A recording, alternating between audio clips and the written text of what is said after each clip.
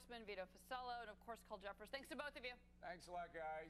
Well, it's the banks now, but who is next? So let's ask our Bulls and Bears panel. We got Toby Smith, Scott Martin, Nancy Skinner, and Todd Schoenberger. I know you love this tax, Toby.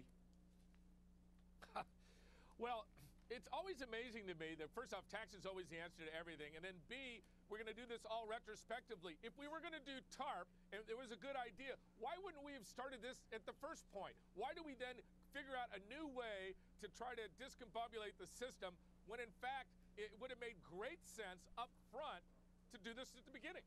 But Nancy, I mean, again, the president seems to be going off of the populist anger, and the bonuses, of course, coming out now and next week, all the numbers. But at the same time, this is a 10-year plan. That's a long time ahead to say, okay, well, the fees have to come in now. Well, you know, the president calls it the fiscal responsibility fee. I think we should call this the ATM fee, Americans' taxpayer money that we use to allow a reckless industry. And in the TARP itself that was put together, said it had to be repaid by 2013. So what we're doing now is what all we talk about all the time, being responsible with deficits and saying this is a tiny little banks to try to restore some fiscal sanity because we bailed the entire industry out. And I think the Americans, it's going to fly through the Senate. I think Americans wholeheartedly support it. They're getting gouged by bank card companies, 30% rates, 60% rates. And you mean to tell me that they're not going to say yes, that these big banks should pay their money back? Scott, but the fact is that Americans don't like unfairness. And a lot of the banks have to be paying this. Never No, it didn't, David. What else is fair is that Nancy mentioned some of those statistics, how much, you know, the charges.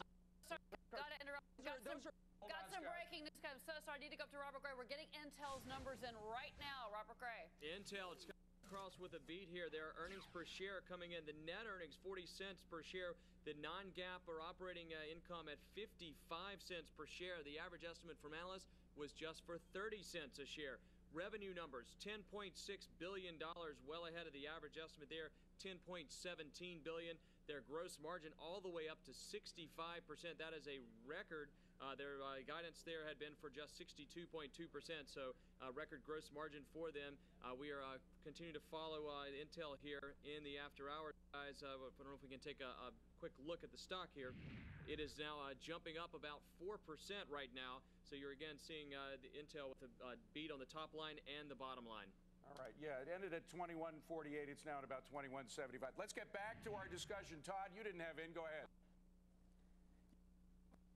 I mean, this president, I think this is a new low for the president, Nancy, and I know you're going to disagree with me, but when you start going after the banks right now, and you know, there's a couple of things. If you're a bank president, if you go out and lend money and the loan is good and you're making money, you're seen as a villain because of these massive profits. And then the second side of it, if you don't go out and lend because of extra taxes here, you're still looked at as the bad guy. You can't have it both ways. And now that the president is going to throw this extra levy out, this tax excludes equity and bank deposits. Banks are supposed to take their bank deposits. Listen, Nancy, and when you start going after these banks, you're hitting the nucleus of, you're crippling the financial recovery.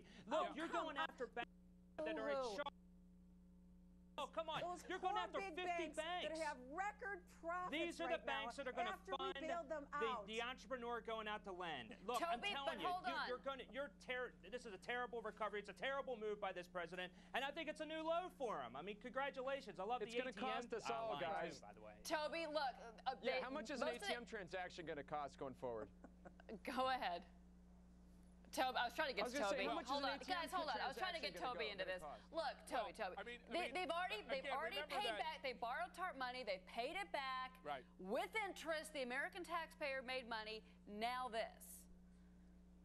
Well, you see, again, this goes back to the Obama administration of taking a model that has proven not to work, and all of a sudden, like, you know, moving their magic wand and think it's going to work. We already have a model in Europe that works with banks. When things are really good, they actually make them raise a little more capital, and they use that excess capital to pay off when things were bad. That has worked. Why wouldn't we do that? Why would we go to a system like in London, for instance, where they're now taxing, payrolls, and now they're going to try to do this Tobin tax there?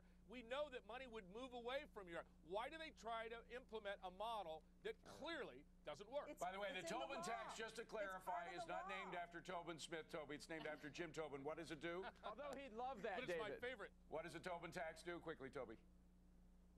Well, it's a transaction tax on every stock trade, both in and out. Right. In the trade and out of the trade. It was brought by a Currency professor trade, from London, James Tobin. Okay. But it clearly, if implemented in London, will drive business to us. So I'm all in Point favor of And it. it's All right, currency enough said, related. enough It's said. never boring with any of It's a you. currency tax. See you And we just don't a want to little bore bit. the audience talking Good about Lord. economics, that's for sure. Here's a look at what's still today on Bulls and Bears.